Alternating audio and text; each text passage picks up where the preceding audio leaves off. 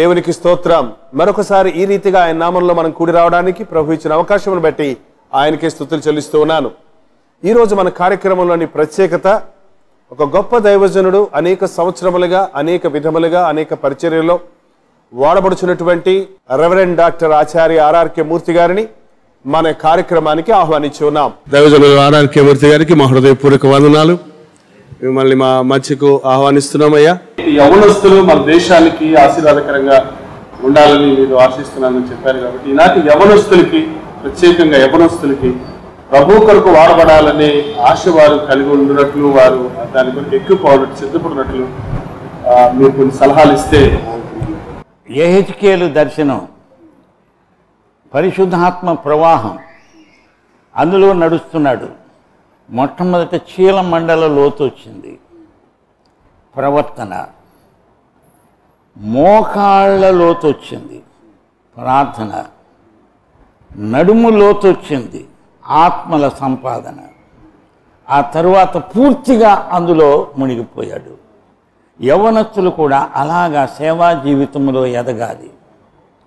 వాళ్ళ యొక్క ప్రవర్తన, వారి ప్రార్థన, ఆత్మల సంపాదన. ఇంకొక పని ఉండదు. అభిషేకించబడిన తరువాత you have an obsession, you have one passion, only one passion, that is Jesus. నీవు న్యూస్ పేపర్ చదివినా సరే ఇది నా మెసేజ్లో ఏమన్నా పనికొస్తుందా అని వెతకాలి. నీకు ఏది కనపడినా అందులో నీ మెసేజ్కి పనికొచ్చేవి దొరుకుతాయి. ఏది చదివినా, ఏది చూచినా, ఎక్కడికి వెళ్ళినా ఇందులో నాకు ఏం మెసేజ్ దొరుకుతుందని చూడాలి. అది ఒక అబ్సెషన్ అన్నమాట దైవ సేవకుడికి. యవ్వనస్తులు అలాగా ఈ రోజున గొప్ప గొప్ప కోర్సులు చదువుతున్నారు, చచ్చి చెడి బోల్డంత డబ్బు ఖర్చు పెట్టి. దైవ సేవకుడు అయినవాడు తన జీవితం అంతా ఖర్చు చేయాలి, డబ్బు కాదు. You have to spend your whole life for the ministry, to improve the ministry, to make it more effective, fruitful అని దేవుని ఉద్దేశ్యం. అంతేగాని ఎక్కడో సెమినరీలో చదివి వచ్చానంటే, ఒక ఆయన సెమినరీ అనబోయి షేమినరీ అన్నాడు. నేను నగర కర్నూలులో ఉన్నప్పుడు ఒక ఆయన పాపం ఇంగ్లీష్ రాదు, ఇంగ్లీష్లో మాట్లాడాలని ఆశ, తెలుగు ఆయన. అందుకని సెమినరీ అనబోయి సెమిటరీ అన్నాడు. అందుకనే చెప్తున్నా, అందులో ఇందులో కాదు. జీసస్ జీసస్ జీసస్, ఆయనతో నిండిపోయా నేను. యేసు ప్రభువు అంటే క్యాపిటల్ సి, కన్వర్షన్. కన్వర్షన్ అంటే మతాంతీకరణ అని అర్థం ఎక్కడా లేదు. నిన్ను మార్చేవాడు నీలోకి వచ్చి నిన్ను మారుస్తూనే ఉంటాడు జీవితం అంతా. అది కన్వర్షన్. నీ మాటలు కన్వర్ట్ అయిపోతాయి, నీ చేతలు కన్వర్ట్ అవుతాయి, నీ ఆర్థిక స్థితి కన్వర్ట్ అవుతుంది, నీ ప్రవర్తన కన్వర్ట్ అవుతుంది. It is a conversion that converts you every moment of your life. My dear son, you are going to be ordained means Jesus becomes your passion. Oh my Jesus, I want to take you to new regions. మంచి సమరయుడి ఉపమానం మీకు తెలుసు కదా, cross cultural evangelism. ఈ రోజున గాడిద కాదు, car మీద వెళ్తుంటావు, రోడ్డు పక్కన ఎవడో పడి ఉన్నాడు, టక్కున ఆపేసాయి కారు, వాడి దగ్గరికి పద. వాడు ఎవడు? వాడికి నీకు సంబంధం లేదు, వాడు నీ కులం కాదు, వాడు నీ జాతి కాదు, నీ గోత్రము కాదు, కానీ వాడు మనిషి. వాడికి సహాయం చెయ్యి, వాడిని కారులో ఎక్కించుకో, వాడిని హాస్పిటల్కి తీసుకెళ్ళు, వాడికి పరిచర్య చెయ్యి, వాడి బిల్లు నీవు కట్టు. గుడ్ సమరిటన్ అని యేసు ప్రభు అన్నాడంటే యూదులకు ఎంత బాధో. సమరిటన్ గుడ్ ఎలా అవుతాడు? యేసు ప్రభు ఆ ఉపమానం చెబుతూ ఒక యూదుడు అనగానే మనోడరా కథానాయకుడు అని చప్పట్లు కొట్టారు. కానీ వెంటనే ప్రభు కథానాయకుడిని మార్చేశాడు, సమరయుడు అన్నాడు. అనగా సమరయుడా? ఎబ్బే, సమరయుడు అంటే దయ్యం పట్టినోడు, శంకర జాతోడు కాదు, వాడు కథానాయకుడు. ఎందుకనంటే చావబోయే వాడిని బతికించినప్పుడు వాడి దగ్గరికి పోయి, బాబు నీ పొరుగువాడు ఎవర్రా అంటే, నన్ను బతికించినోడే పొరుగువాడు, అతడు గనక వచ్చి నన్ను పరామర్శించకపోతే నేను చచ్చేవాడిని. Cross cultural evangelism. మన దేశంలో ఎన్నో కులాలు ఉన్నాయి, ఎన్నో మతాలు ఉన్నాయి. మేక్ ఇన్రోడ్స్, అందులోకి వెళ్ళిపో, ప్రజల మధ్యకు వెళ్ళిపో. అంతేగాని ఒక చిన్న శిబిరం కట్టుకొని ఒక చోట కూర్చొని వచ్చినోడు వస్తాడు రానోడు రాడు అని భజన చేస్తూ కూర్చోవద్దు. నీవు వెళ్ళు అన్నాడు ప్రభు. అవునా? మీరు వెళుతూ ఉంటే వెళుతూ ఉండగా స్వస్థపడతారా అన్నాడు. ఇక్కడ కూర్చుంటే కాదు. గో అంటే go to the ends of the earth. మన సంఘము ఉన్నది ఇక్కడ. సంఘములో ఉన్న ప్రతి ఒక్కరు కూడా రక్షణ లేని అనేకమైన పీపుల్స్ గ్రూప్స్ ఉన్నాయి. వాటిని ఆలోచించి వాటిని గురించి శ్రద్ధ తీసుకొని వాటిని ప్రభు దగ్గరికి తేవడానికి మీ కాపరితో సహకరించి అందరూ ఫోర్స్ ఆఫ్ ఇవాంజలిజం కావాలి. A pastor is the key to evangelism. The church is the force of evangelism. సంఘం అంతా మొబైల్ కావాలి, మొబిలైజ్ చేయాల. అది ఈ రోజున యువకులకు ఛాలెంజ్. ఒక తరం గడిచిపోయింది, ఆ తరం కాదు ఇప్పుడు. తరాల మధ్య అంతరం ఉందంటుంటారు. ఆ గ్యాప్ను మనం నింపాలి. బైబిల్ అంటుంది బద్దలైన సందులో నిలవబడండి. అందుకనే నా ప్రియ సోదరి సోదరులారా, మీ సంఘ నాయకులతో ఏకీభవించండి, మీ సంఘ కాపరులతో ఏకీభవించండి. అంతేగాని మేం చెప్పినట్టు నీవు చెయ్యి అని అనొద్దు, ఆయన చెప్పినట్టు మీరు చేయొద్దు. అందరూ కూడా యేసు చెప్పినట్టు చేయండి. అప్పుడు సంఘాలు ఎదుగుతాయి, సంఖ్యలో ఎదుగుతాయి, డెప్త్లో కూడా ఎదుగుతాయి. అంటే చెట్టు కిందికి ఎదగాలి, వేర్లు తన్నాలి. బిల్డింగు పైకి ఎదగాల. మనం ఒక బిల్డింగ్ అయిపోవాలా, ఒక చెట్టు అయిపోవాలా. నీటి కాలువల ఓరన నాటబడిన చెట్టు. నా ప్రియ క్రైస్తవుడా, క్రైస్తవురాలా, నీవు నీటి కాలువలు ఎన్నున్నాయి? ఇందులో 66 నీటి కాలువలు ఉన్నాయి. నీవు ప్రతి సీజన్లో కూడా ఫలించి తీరాల్సిందే అని ప్రభు అంటున్నాడు. కనుక ఈ రోజున సేవ కొరకై ప్రతిష్ఠించబడే యవనస్తులకు ఇదే నా సలహా. నీ అబ్సెషన్, నీ passion, Jesus and Jesus alone. God bless. ఈ రోజుల్లో చాలామంది దైవజనులు ప్రార్థిస్తున్నప్పుడు మనుషులు కింద పడిపోతున్నారు. దానికి బైబిల్లో ఆధారం ఉందా అన్న విషయాన్ని కొంచెం తెలియజేస్తారా? ఈ ప్రశ్న ఇప్పటికీ దాదాపు 50 మంది అడిగారు నన్ను. దీనికి ఒక్కటే సింపుల్ ఆన్సర్ ఉంది. ఒకసారి పౌలు గారు మాట్లాడుతూ ఉంటే ఆ కిటికీలో కూర్చొని ఉన్నాడు ఐతుకు అని ఒకడు. వాడు కింద పడిపోయి చచ్చిపోయాడు. అప్పుడు పౌలు వెళ్ళి అతన్ని లేపాడు. అంటే అతడు పడిపోతే పౌలు లేపాడు, కానీ పడగొట్టి లేపలేదు కదా. ఎవడన్నా పడిపోతే వాడిని లేవనెత్తండి, అంతేగాని వాడిని పడగొట్టి మళ్ళా లేపటం, ఈ డబుల్ వర్క్ ఎందుకు పెట్టుకుంటారు మీరు అని నా సలహా. దేవుడు మిమ్మల్ని దీవించునుగాక. దీనికి కొంతమంది చెప్తున్నారండి, ఆ యేసు ప్రభుని పట్టుకోవడానికి గెత్సేమని తోటలోకి వచ్చినప్పుడు ఆ సైనికులు ఆయన చూడంగానే వెనక్కి పడిపోయారు కదా, అలాగే మీరు కూడా దేవుని శక్తితో నింపబడిన మూలాన పడిపోతున్నారు అంటున్నారు. ఇదొక విచిత్రమైన రిఫరెన్స్. దానికి అర్థం ఏంటంటే యేసు ప్రభు వాళ్ళు వచ్చినప్పుడు వెతుకుతున్నారు. మీరు ఎవరిని వెతుకుతున్నారంటే నజరేయుడైన యేసును అనగానే నేనే అన్నాడు. నేనే అనే సర్వనామము అది దేవునిది. నేనే అనగానే, అయామ్ అనగానే అలాగా అదిరిపడి సైనికులందరూ కింద పడిపోయారు. ఎందుకంటే ఆ నామములో ఉన్న శక్తి అది. వాళ్ళు అవిశ్వాసులే, పడ్డవాళ్ళు విశ్వాసులు కాదు. పైగా సైనికులు పరిశుద్ధాత్మ శక్తి పొంది పడిపోతున్నారు అంటున్నారు. అక్కడ దురాత్మలు ఉంటే దైవజనుడు ప్రార్థన చేస్తే పడిపోవటం మనం చరిత్రలో చూస్తున్నాం. పౌలు గారు ప్రార్థన చేసినప్పుడు దురాత్మ పట్టిన వాడు కింద పడిపోవటం, వాళ్ళని లేవటం సర్వసాధారణం. దురాత్మ పట్టిన వాడు కింద పడతాడు, కానీ మామూలు విశ్వాసి ఎందుకు కింద పడతాడు? ఇప్పుడు ఏంటంటే అతన్ని కింద పడగొట్టి లేపడము అనే ఉద్యమం కొంతకాలం కిందట ఆరంభమైంది. అది ఏంటంటే పడగొడితే నాలో దేవుని శక్తి ఉన్నది అని. పడగొట్టడంలో లేదు దేవుని శక్తి, పడిపోయినోడిని లేపడంలో ఉన్నది దేవుని శక్తి.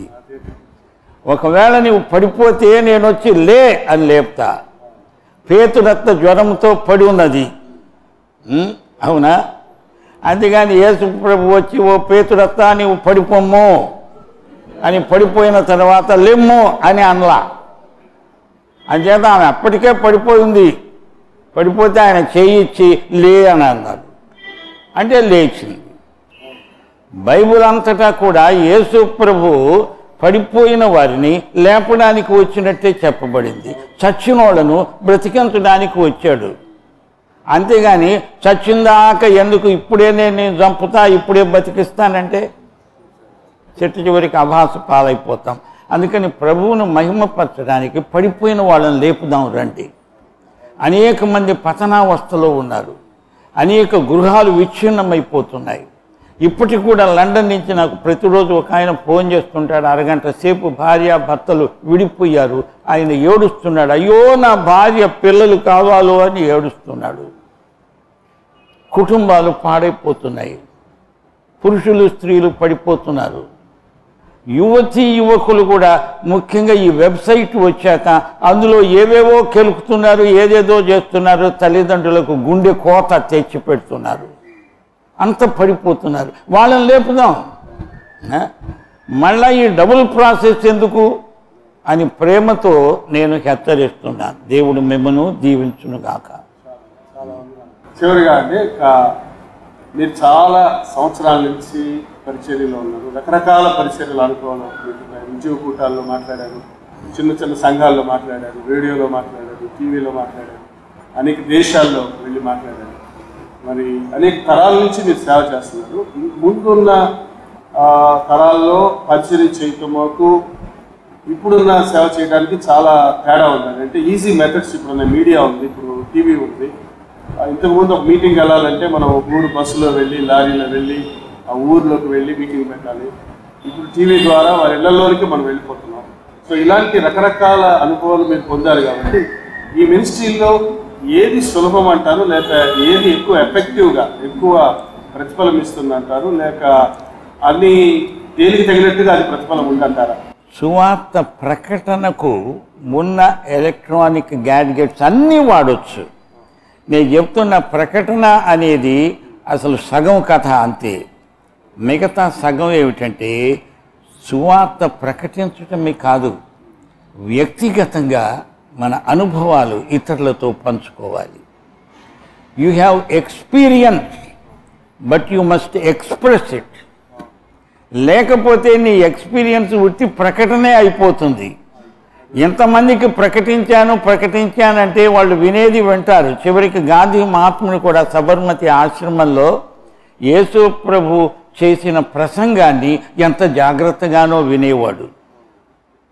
స్టాన్లీ జోన్స్ ఒకసారి ఆయనకు ఉత్తరం రాస్తూ, గాంధీజీ నీవు యేసు చేసిన ప్రసంగాన్ని పట్టుకున్నావు కానీ ప్రసంగం చేసిన యేసును ఎక్కడ పెట్టావయ్యా అని అడిగాడు.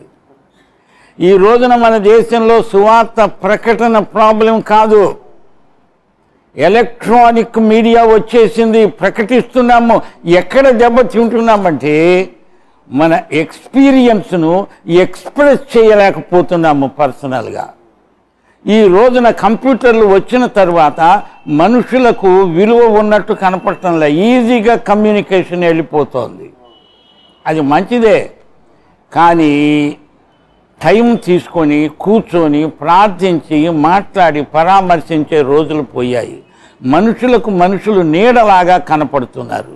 వీళ్ళు అనుకోవడం ప్రకటించేస్తాం ఒక్క నిమిషంలో అని. ప్రకటిస్తావు కానీ దానికి ఫలితము, దానికి ఇంకొక ఆపోజిట్ ఉంది. నీవు పర్సనల్గా వెళ్ళి వాళ్ళను కలుసుకొని వాళ్ళని పరామర్శించి వాళ్ళని ప్రభు దగ్గరికి నడిపించాలి. ఇది దానికి సబ్స్టిట్యూట్ కానేరదు. అలాగే క్రైస్తవంలో కొన్ని ఆపోజిట్స్ ఉన్నాయి, పాజిటివ్ ఆపోజిట్స్. మీకు అర్థం కావడానికి 2 మాటలు చెప్తాను. ట్రస్ట్ అని ఒక మాట ఉంది. ప్రభువునందు విశ్వసించాలి, కానీ వెంటనే ట్రై, నీవు ప్రయత్నం కూడా చేయాలి. అవునా? నీవు నాకు ట్రస్ట్ ఉన్నది, నేను ట్రై చేయను అని కూర్చుంటే నీ ట్రస్ట్ ఫలించదు. సువార్త ప్రకటించమన్నాడు కాబట్టి ప్రకటించా, చేతులు గడుక్కుంటా అంటే చివరికి దేవుడు ఈ కంప్యూటర్లకు సన్మానం చేయాల్సి వస్తుంది, అంతే. నీకు కాదు, ఓ కంప్యూటర్ ఎంత గొప్ప పని చేశావే అని. ఇప్పుడు నేను అనేది కంప్యూటరా నీవా? దేవుడి దృష్టిలో ఎవరు ముఖ్యం? అందుచేత మనం God laid down his life for us, for each one of us. దేవుడు మన కోసం ప్రాణం పెట్టాడు. ఒక మాట చెప్పి ముగిస్తా. అదేంటంటే యోహాను సువార్త 3:16 ఉంది కదా, మొదటి యోహాను 3:16 కూడా దానితో జత చేయండి. లేకపోతే మొదటి యోహాను 3:16 గనక యోహాను 3:16తో నీవు గనక క్లబ్ చేయకపోతే అది ఫలించదు.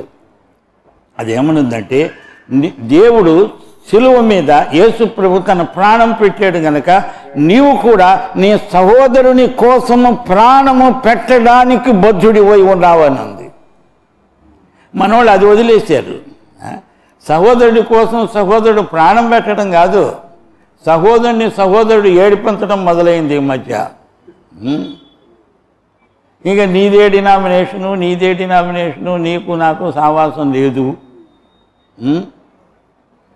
నీవు ఎవరివో నేనెవరినో, నీ సంఘమేదో నా సంఘమేదో, నీ డినామినేషన్ ఏదో నా డినామినేషన్ ఏదో. అంటే డినామినేషన్లు తప్పనే చెప్పడం లేదు, డినామినేషనలిజం ఈజ్ సిన్.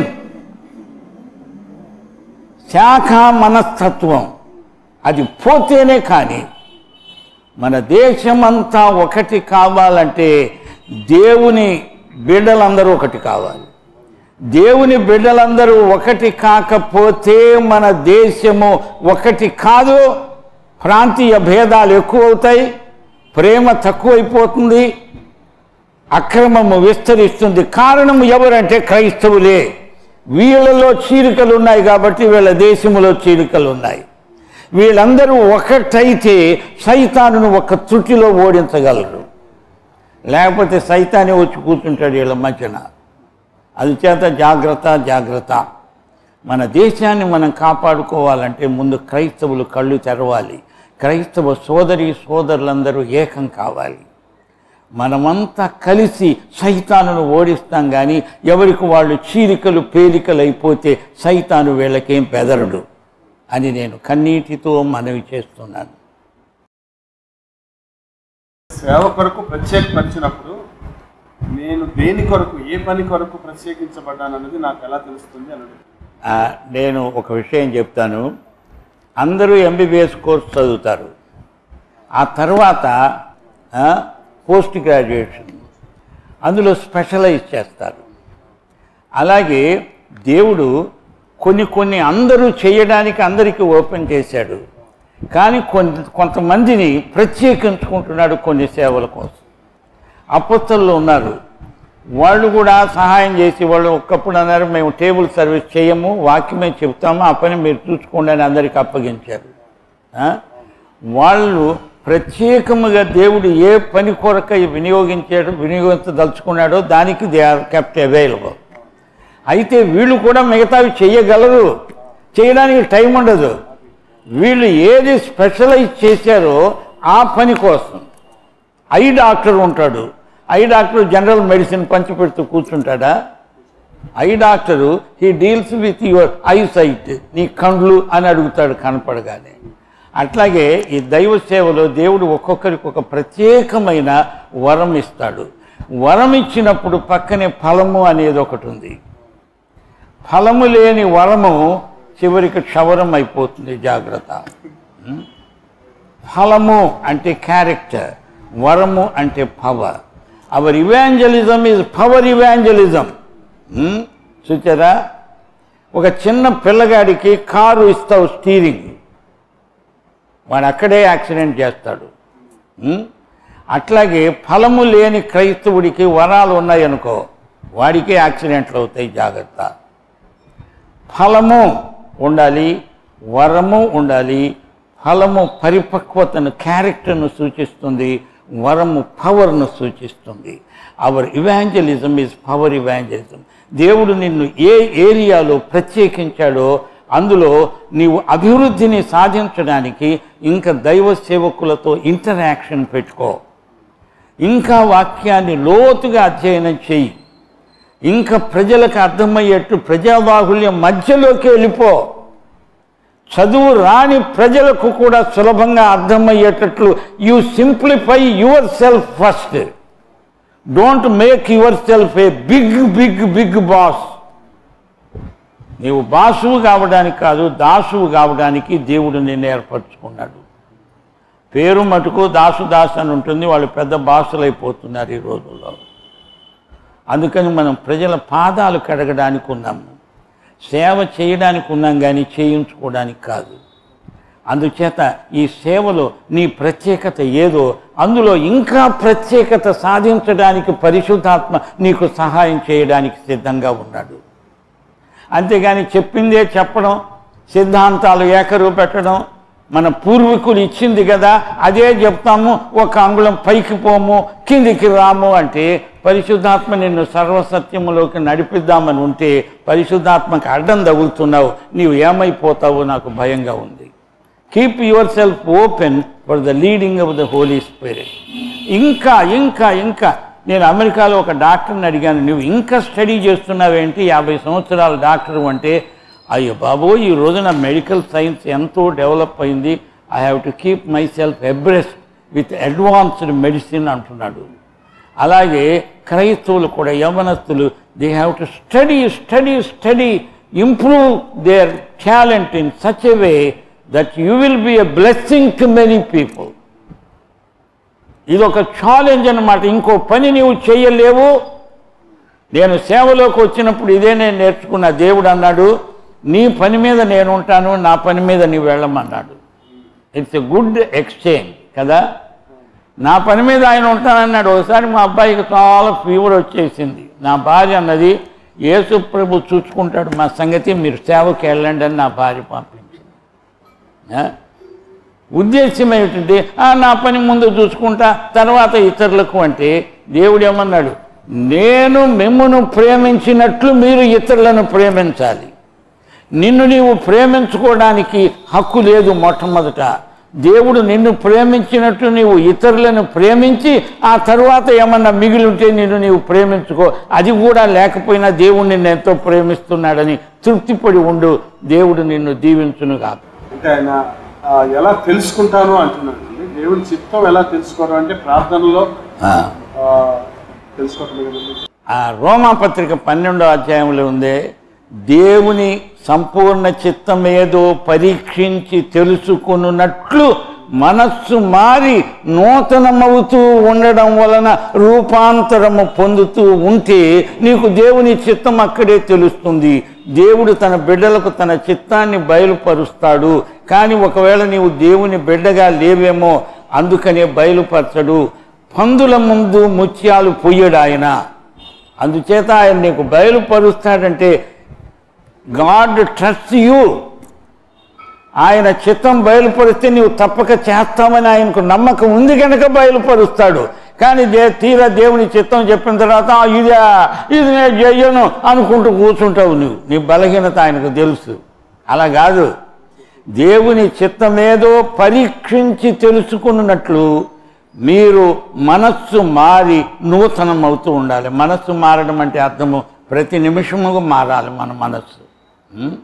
నేనటి మనస్సు ఈ రోజు ఉండకూడదు. ఎందుకంటే యేసుప్రభు యొక్క మనస్సును మనము రోజు రోజు నేర్చుకుంటున్నాం కాబట్టి.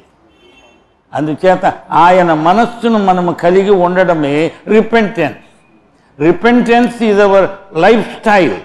ప్రతి నిమిషం కూడా నడుస్తున్నప్పుడు ఎక్కడో తప్పటడుగు వేస్తాము. ఐఎమ్ సారీ అని చెప్పాలి, మళ్ళా ఆయన అడుగులో అడుగు వేయాలి. కనుక రిపెంటెన్స్ ఎప్పుడో సంవత్సరానికి ఒకసారో ఎప్పుడో ఏడుపు వచ్చినప్పుడు ఓ ప్రభు అని అరగంట ఏడ్చి మళ్ళా ఎప్పటికాలి ఇట్టి అన్నట్టు బతికితే అది బుద్ధి లేని క్రైస్తవం అంటారు. అని చెప్తేనే బులే క్రైస్తవం అని. ఇట్లాంటి వాళ్లకు క్రైస్తవ పిచ్చాసుపత్రి ఒకటి కట్టించాలా? ఏమండి నీ మారు మనసు పొంది 5 సంవత్సరాలు అంటే ఈ మధ్య ఎప్పుడు పొందలేదా అంటే లేదంటే నీ మారు మనసు ఎగిరిపోయింది గాలికి అని చెప్పారు. ఏం మారు మనసు? ఎన్నిసార్లు? జీవితం అంతా మారాలి మారాలి మారాలి. మనము మారుతూనే ఉండాలి. యేసు రూపము మనకు 100% వచ్చే వరకు నీవు మారుతూ ఉండాలి.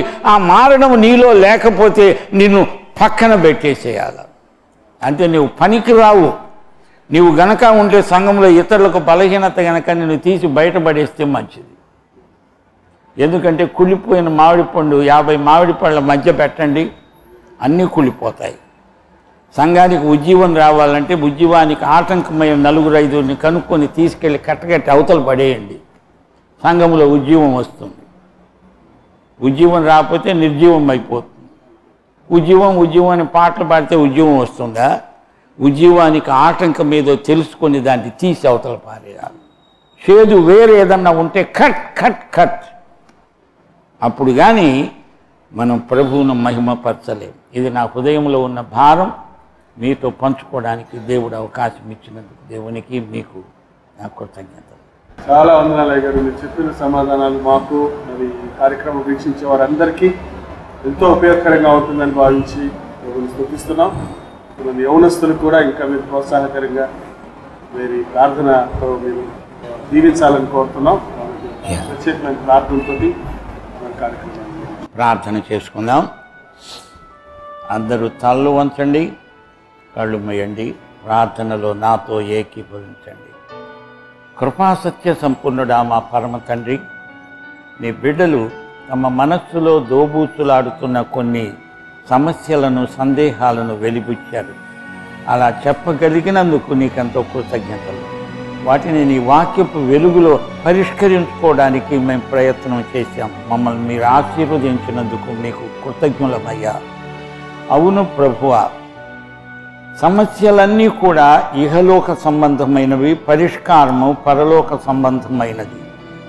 నీవు ఈ లోకానికి వచ్చింది మాతో కలిసి సమస్యలను పరిష్కారాలుగా మార్చడానికి, ప్రశ్నలను జవాబులుగా మార్చడానికి, రోగులను ఆరోగ్యవంతులనుగా మార్చడానికి, పాపులను పరిశుద్ధులనుగా మార్చడానికి నీవు వచ్చావు.